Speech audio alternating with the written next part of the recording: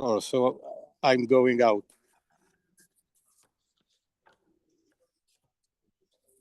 Okay, a couple announcements. I do have my competitor. Okay, we're going to have the who makes the best hamburger contest to decide on the date. Milky Frank. Well, we'll see. We'll take a look at the calendar again. We'll see. We'll put something out, see if people are interested in coming on a certain day. And I have to get someone to do an afternoon shiur too that day. Okay. In terms of learning announcements, a day of learning, and also today's NATEP breakfast is sponsored by Rivka and Yossi Ryman, Little Nishmat, Rivka's father, Marvin Hochberg, Mordechai Yitzchak Ben Shmuel, whose yahrzeit is on the 15th of Sivan, his neshama should have an aliyah. May. And you're on report. Okay, good morning, everybody. This morning's discussion actually was sparked by a Dvar Torah that Rabbi Mandelstam gave on Shabbos, who was talking about Kohanim. I wanted to pursue it a little bit further. What requirements are there for a Kohen to be able to duchen? Or are there requirements other than the fact that a person is a Kohen? When I grew up in a small shul in Inwood, tip of Manhattan, mostly European immigrants. Most of them came from very, very traditional backgrounds. Some were more learned than others. They knew between right and wrong, but being in America, many of them went to shul, davened, and they went to work in the afternoon, some of them. Also, there were among them some Kohanim who, because they weren't Shomer Shabbos, on Yom Tov, when it came to duchening, they would walk out. They wouldn't want to, after, how can I duchen if I'm not on Shabbos, go to work? And I remember noting that there were a number of Kohanim who would simply walk out and wouldn't duchen.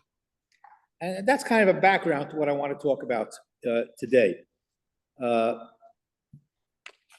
There are certain requirements, but basically, if you are a Kohen, then your mitzvah is to be the vehicle, and that's a key phrase, to be the vehicle of bracha. It's a misunderstanding to think that Kohanim are blessing the people. The Kohanim are not blessing the people. The Kohanim are the vehicle for Hashem's bracha to the people. And therefore, any Kohen, unless he has done the worst possible thing in the world, which is murder, and we'll discuss what that means, but unless a Kohen has murdered somebody, he can duchen. He should duchen. He should fulfill his mandate to be the instrument of Hashem's bracha to Klal Yisrael. And let me read the Gemara in Brachos, Lamed Beis. Omer Rabbi Yochanan, Kol Kohen shehorag es hanefesh. If a Kohen committed murder, lo yisa es kapov, he should not duchen. Shnamar yedechem damim malei, because his hands are full of blood, so to speak. So murder is the only exception, and it's murder, not the difference between murder and killing is a very important distinction that we have to make. It'll come up later in our discussion, because in World War I, Rabbi Hertz, the famous Hertz Chumash that everybody used to use before Art School came on the scene, wanted to exempt Kohanim from military service, because if you have to kill somebody, how can you come back and duchen? So we'll come to that discussion. Wally, yes. what about idolatry? If a person committed idolatry, a Kohen committed idolatry. The Gemara is very clear. Murder. Murder is the biggie. Yeah. The Kohen also has to be perfect physically. Okay, so the physical perfection of Kohanim really applied in the Beis HaMikdash.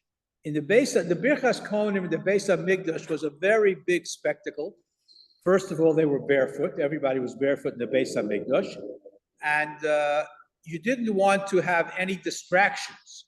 So if a Kohen was disfigured if a Kohen limped, if a Kohen had some physical characteristic that would make him stand out, that would be a distraction. And in the Beis Hamikdash, they still could eat truma, but they would be excused from duchni, because the Kohanim had to be perfect physical specimens. And even if some of the blemishes were not visible, personal things that a person had crushed testicles, for example, you couldn't duchen. But how would you know that? You wouldn't. But nevertheless, a Kohen the emissaries of Hashem had to be perfect physical specimens in the Beis Hamikdash. Today, we're not makpid on that. Today, first of all, they don't wear shoes, but they're wearing socks. Now, granted, some of the fancy socks that people wear could also be a distraction. Nevertheless, and there are some very fancy shuls where the rabbis and the officers still wear tuxedos and top hats, where they get Kohanim wear slippers when they go up to duchen. They don't go up in their socks. It's pasnish, certain shuls. But yeah. So the bracha says, but ahava, right? Right. So if the Kohen is not in the state, should he go up? For instance, if he just recently lost his mother or father, so should he go? Again, and you don't say Yisker. Is it meant for some people who won't say Yisker in the first year if there's only lost one of the parents? All right. So your question leads me to a machlokas, the Bavli and Rishalmi. The Talmud Yerushalmi wants to know why we call up Kohanim as opposed to Kohen. Why is it in the plural? And it's in the plural because we're calling up the entire Shevet of the Kohanim. And nobody should say, this Kohen is an adulterer. This guy cheats in business. This guy committed murder. He's going to come and bless me.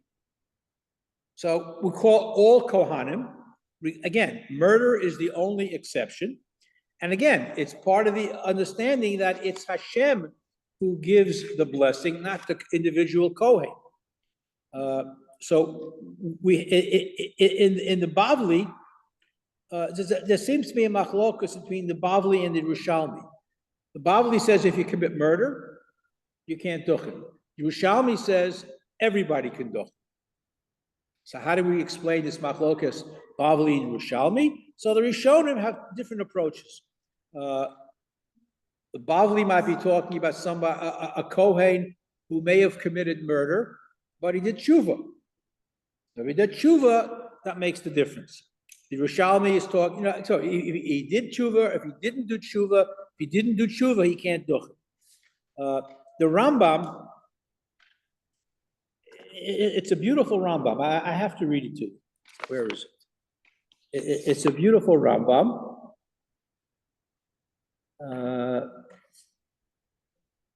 Now, what's another Rambam that I want to do? All right, I'll come back to that Rambam. But the Rambam basically says that any murderer, whether he did tshuva or not, may not duchen. He also says that if a Kohen is a subject of rumors, people say things about him. This guy, now he's going to come and duchen. I mean, he should continue to duchen, even though he may not be the most pious individual.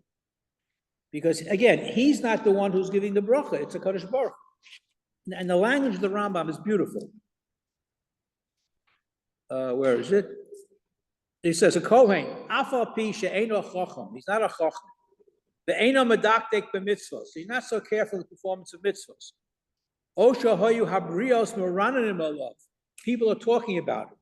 Osha lo hoyu masa umato b'tzedek. He may not be the most honest businessman. All these things, hareze no say eskapav. He still duchens. The ain moninosa, and you don't prevent him. Now again, if a person himself wants to step out, that's also wrong, as I observed early on.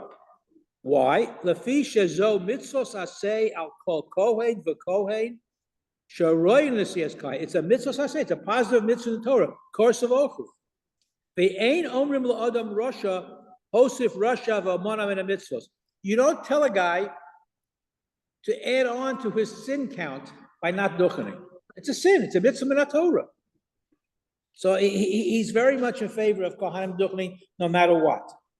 Again, whether you do tshuva, you don't tshuva is a subject of Machlokas Rishonim. Yeah. What if he marries like an impermissible woman? Does that disqualify him from being a Kohen? No, I mean, again, in the time of the Beis Hamikdash, it's a whole different set of rules. The time of the Beis Hamikdash, she wouldn't be allowed to do the avodah. But now, again, according to the Rambam and others, regardless of what a person does, unless he is a convicted murderer who didn't do tshuva, he can do it. But again, the Kohen is not blessing the people. It's a misunderstanding. The Kohen, when he raises his hands, the Shekhinah is in the fingertips. That's why you don't look at the Kohen. And the talus covers his hand. All right? The Kohen is the vehicle of Hashem's bracha. The Kohen doesn't have the ability to give brachas. That's Hashem that gives the bracha. Yeah.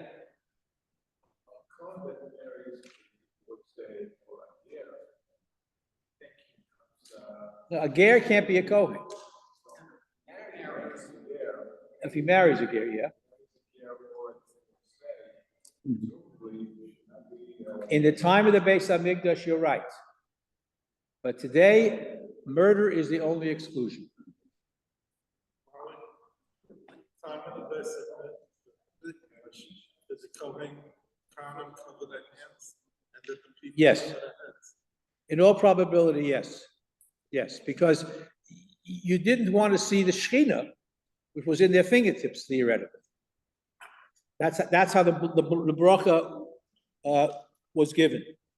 And again, a Kohen who murders, again, if he did tshuva, can do the avoda, but again, we're machmir in terms of this particular halacha. You have a category called ein kateger nasa saneger, which means that the prosecuting attorney cannot become the defense attorney. So where does the bracha reside? In the fingertips. If the hands were used to commit murder, so how could those hands that committed murder be the vehicle of bracha? So you can't switch sides, so to speak. So that, again, it's a very involved discussion. And again, the halacha today simply is any Kohen, every Kohen should get up to duchen. If people themselves don't feel worthy of being, that's a misunderstanding of the halacha, because they aren't the ones who are giving the bracha. Now, again, there are some Kohanim who are very full of themselves, and they think, ich bin a Kohen, therefore, there are Kohanim like that. And there are people like that who are very conceited or think they're better than somebody else. The Shulchan Aruch, when it comes to, and it's a big machlokas Rishonim, Shulchan Aruch paskins that any murderer, even accidentally, should not duchen, cannot duchen. That's the Shulchan Aruch. Following certain poskim, the Ramah, who codifies Ashkenazic practice, says if he does a murderer who does tshuva can duchen. Very simple. So we basically follow the Ramah that everybody should duchen. Now, I mentioned the difference between murder and killing. The commandment, lo tirtzach, does not mean thou shalt not kill. Whoever translated that should be shot. It's thou shalt not murder. There's a big difference. There are situations when you're allowed to kill. If you see somebody running after somebody with a gun, you can kill him to save that other person's life. If you're in war, you obviously are going to be in a position to possibly kill somebody in war, in a legitimate war. That's not murder. That's killing. Killing and murder are two different things. Okay? You have a Kohen who is a mohel, and the child dies. Whether the child might have died anyway is an interesting question. Can a Kohen who is a mohel and the child dies, can he do? After all, now, did he cause the death? And again, yeah, it's an interesting question. Shulchan Aruch, who normally is machmir, says that he can continue to do it. It wasn't his fault. He did the best of his ability, but he's not held liable for that. A physician who's a Kohen, operation successful, but the patient died. Happens all the time. Sometimes a doctor cannot save a patient's life, no matter what he does. Can that doctor do it? And again, the person may have died, but the doctor was fulfilling the mitzvah saseh of a rapo yurapeh, of trying to heal a person. Therefore, he's considered ones, accidental, and he can continue to do it. I should mention that Rav Shechter is very, very makbid on Kohanim not becoming doctors. Anybody who's in his shiur, who's pre-med, better switch his major. Because he is very adamant about Kohanim should not be, because you're surrounded by death all the time. Cadavers and you're in the hospital. I mean, look, today, by the way, doctors very rarely learn on actual cadavers. It's all done by computer today. And the computers are much better than the actual cadavers. The clarity, it's an amazing thing. However, Rav Shechter is very much opposed to Kohanim becoming doctors because of that. If you cause a pregnant woman to miscarry, you can still duchen. Again, the technicality is because of killing a fetus, an unborn child is not the same as killing somebody who's already been born. There's also an interesting discussion, in order if you kill a non-Jew, does that make a difference? Lahalach. There's a lot of these things here. What if you're a Kohen and you kill somebody in a car accident? Interesting questions that come up. Again, it's accidental. You did tshuva. You continue to do it. Interesting question. Fascinating question. The Gemara says, if you embarrass somebody publicly, it's as if you've killed him. Because when you embarrass somebody, their face turns white. You embarrass somebody publicly, it's as if you murdered him. And the question then is raised. If you embarrass somebody, if you're a Kohen, and you behave improperly, you embarrass somebody publicly, should you do it? Again, and this is a discussion among some poskim. Again, there are those who would say he shouldn't. But again, the only disqualification, as I say, is murder. But these questions come up. Yeah.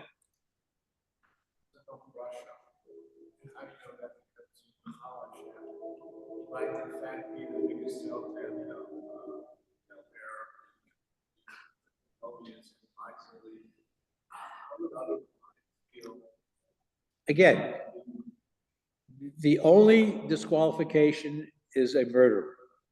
And even though the people that we may not like, and there are people who do terrible things, that's their mitzvah to do, whether they are in their personal behavior are appropriate in other categories.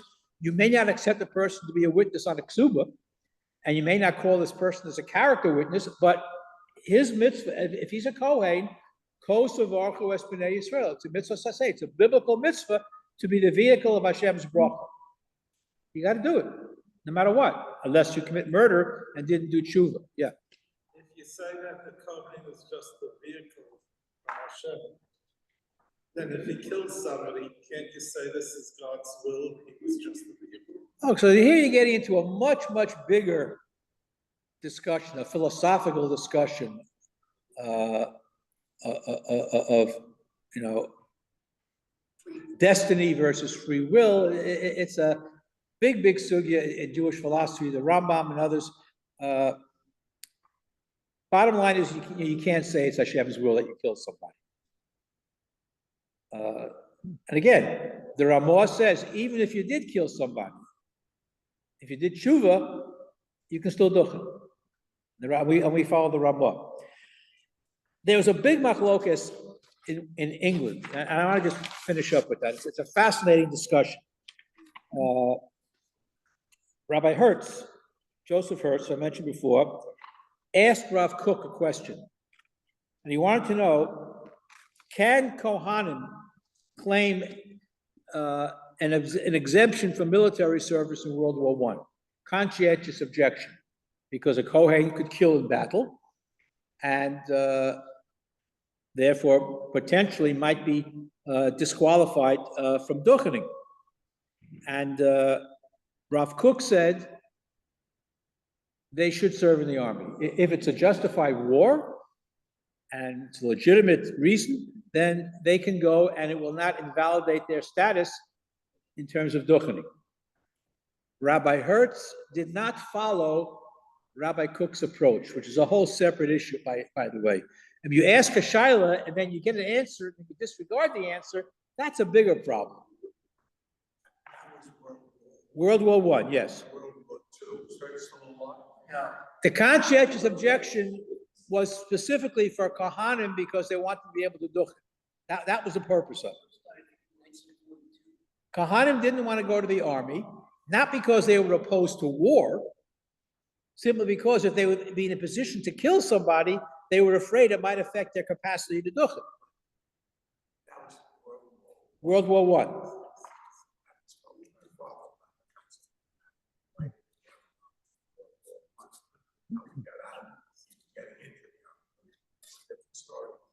World War II,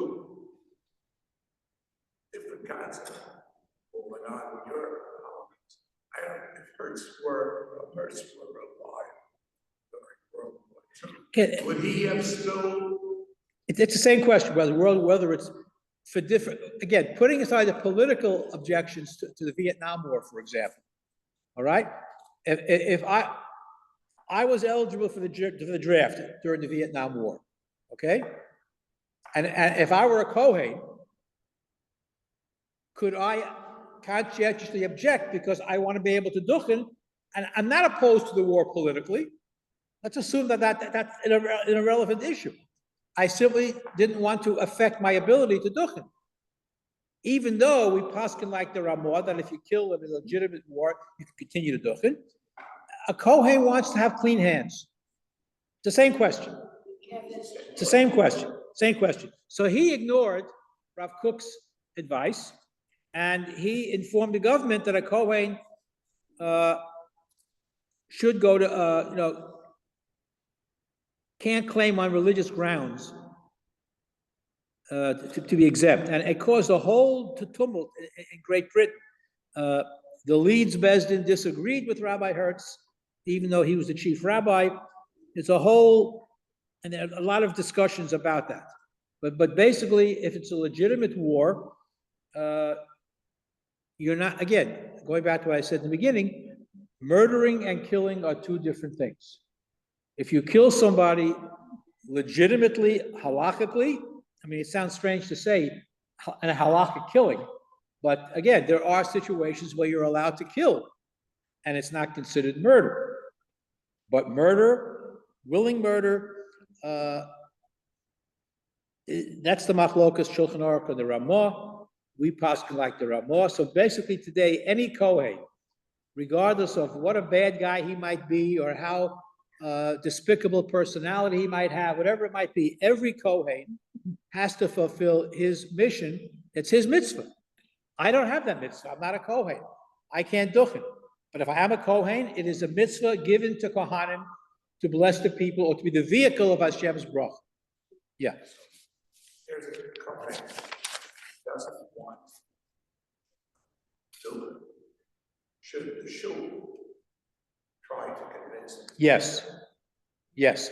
I'll tell you a story similar to that. There was a custom in some places when Yontif and Shabbos coincide, they didn't duchen. You may remember that from your youth. And it's a wrong minhag for a very simple reason. Why didn't some communities duchen on Shabbos and Yontif? Simply because the well where the Kohanim went to wash their hands was outside in the yard, and they had no eruv. And they couldn't carry a cup to go wash their hands. So that's why they didn't duchen. There was no eruv. Today, everything is inside the building, And I remember Rabbi Wogelanter telling me that Rav Moshe Soloveitchik, the Rav's father, used to drag Kohanim up to Duchen on Yom Tov and Shabbos when he came out on Shabbos because it's Amaratzis. They didn't understand why this minhag arose. Why is the Duchen on Shabbos? You're Duchen because of Yom Tov, not because of Shabbos. Why is it short? No, on Yom Tov, sure, on Shabbos. Why is it short? It's quick. They don't sing it. They don't do the same. Why? Why in any community is it short? There's gotta be a reason. No, there's no reason. Because It's just, maybe it's something. no, nothing to do with that. Minhagim have a life of all their own. You spell minhag backwards, it comes out to Gehenna. Yeah.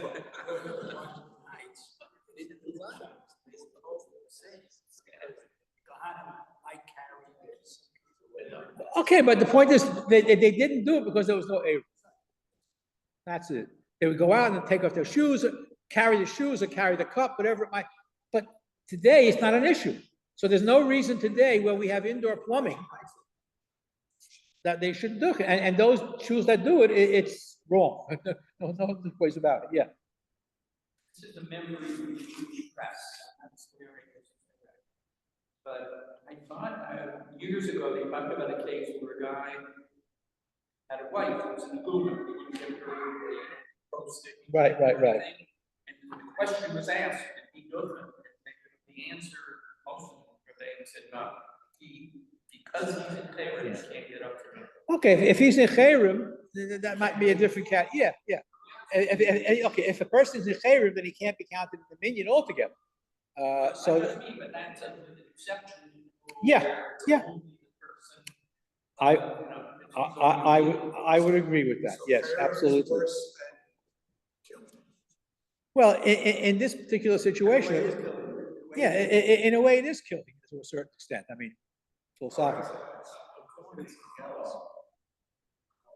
This case, I know, particular situation. This Cohen's father married.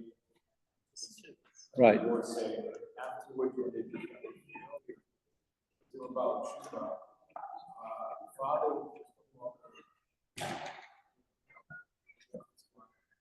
Son. So you can't do that either. This is a young girl. Yeah. That's a very touchy issue. Again. Yeah.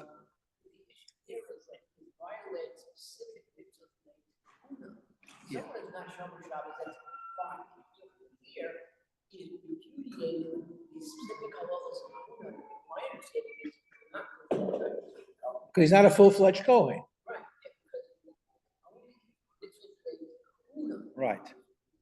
Yeah. Again, duchening. If you are a legitimate Kohen, then there's very little to excuse you from duchening. If your status as a Kohen is in doubt, that's a different story. Anyway, yeah.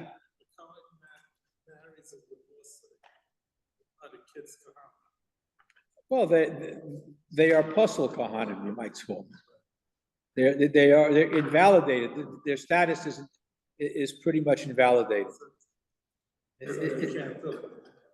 I would say no. The children of the match, the second marriage, the original children are still Kohanim. Yeah, the original kids, yeah. That's not taken away. No, not the original kid, but if he marries a divorcee and they have children, they're. If he marries, his wife becomes a Guna, so now he can't, let's say, do it anymore. It's not going. What about his children? Do they have his status? No. No. Anyhow, next time we have duchening, you'll keep all this in mind. So when years ago, building when somebody was Yeah. Right. Yeah. So we were wrong. Theoretically, yes, we were wrong. Kohen should be, again, it's disqualifying that person is a misunderstanding of his role. He is not blessing the people. He is simply a vehicle. No, it's almost, you remember that TV show MacGruber? We put together all kinds of things to make them work. If you have a regular wire and the wire is not working, so you take a paper clip and you stick it in to make the wire work, okay? Right? But it works. Same thing with a Kohen who may not be such a perfect personality, but he's still a Kohen. It works. But it's one thing if he's the only Kohen that's present in the shoot. If there are a whole bunch of other Kohanim, then there's one really wrong. Why have it? Unless he committed murder, he should do it. Because he is not giving you the bracha. Okay. Yishem Laim Baruch Me'atov Yad Olam. Baruch Shachal Mishlo Tevachayinu. Who knows him?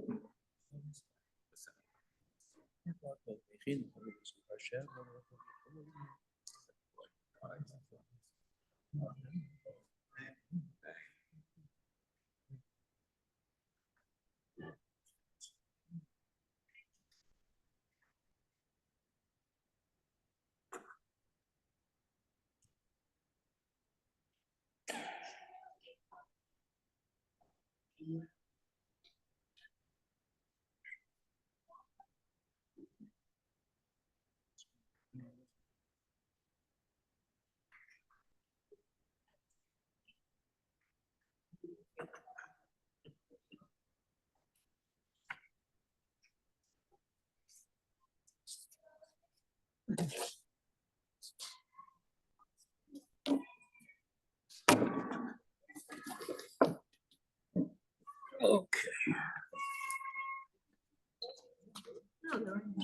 Day. I'm gonna send you an email, applications during the summertime. If you know anything, let me know. So far, I'd like to go away, but. If you have anything else, I'll let you I'll know. send it to you so when you have something. I'm gonna send you, but I know, I know you'll go. Because it's not so easy to getting enough people to make everything go. So Rivka, Yeah. so you and Honey are entering the birthday club for the year. When is we? I know her Hebrew Oh, birthday. That's Zion, I think, I'm not sure, I never I think it's the remember. ninth, I think it's the ninth, so, The ninth? yeah, I looked it up. Oh, good, I'm glad somebody knows, because I can never remember. I But- can't, I haven't been. So I think both your birthdays don't work out to make it on your Hebrew or English birthday. Well, Big what is it? deal. Yeah, but I think the two of you should collaborate with each other to come up with a short Devar Torah. No, we Oh, we no. decided and voted Why? unanimously that you and Yossi are doing that to pay Why tribute do to you- us. yes, you know, That's I've it, done we're already. done, we made a decision, it's our birthday decision, too bad. Cheesecake and you and Yossi, those are the It's two your decisions. birthday present? Yes, Yes, not you know, really, I- but yes. What do you Cheesecake think, and Yossi? that, that's it, Are we Yes. gonna do the Devar Torah in honor of Yes. our wives for the birthday? yes. What did he say? Have a gotta- good day. You I gotta be accept kidding. you both, let just whoever is doing the shiur.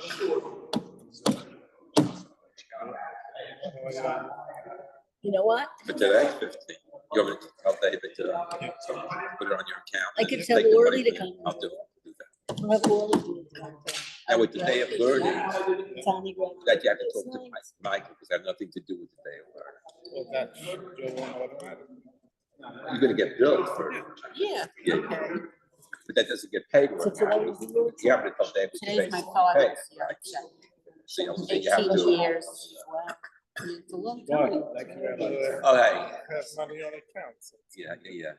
So if you, I see you again, maybe you'll change your mind. Really grows my account. So. What are they doing? I shouldn't say. Okay, Aliza is gonna be a counselor at Moshe year, Nice. or a junior counselor, Whatever. whatever her age is. She did that last year also. Oh, nice. Last year she did specialty. I think she did woodworking or Okay. something. Which I think is what she wants to do again. She says, I want to go in the pool with the kids. She said, I do a pee in that. Oh, pool." God. Yeah, it's gross. Maya is going, the same thing she did last summer, Al Haderech. Oh, I don't know what that is. So they're in, they are away from Monday to Thursday. Right. Every week they take them somewhere else. Right. They sleep in a motel. It's on a day Wow. trip. Yeah. And then Friday, I think she's doing gymnastics camp or something, gymnastics program. That's good. And that's her summer.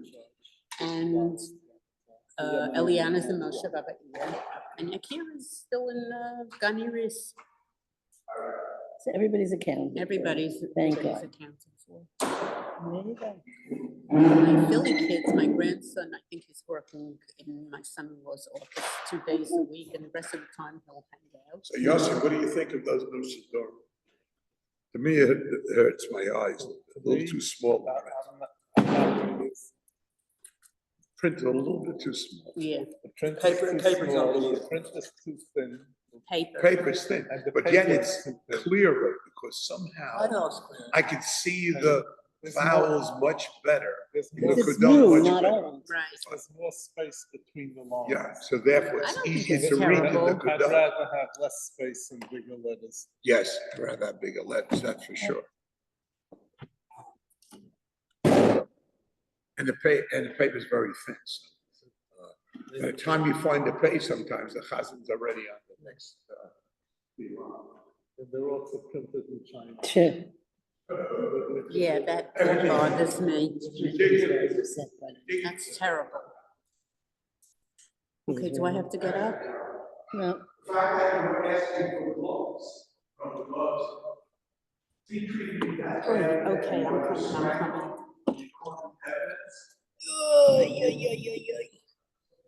You and me both. Have a lovely day. You too. All good. Cannot complain.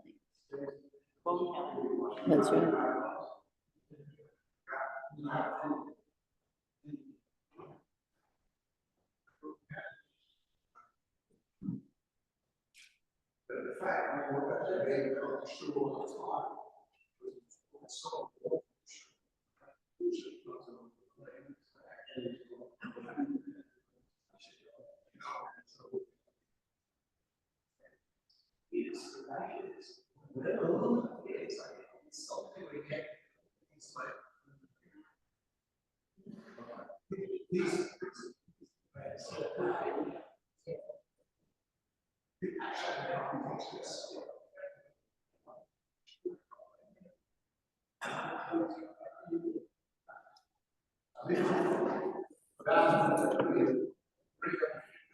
Okay, we gotta get up.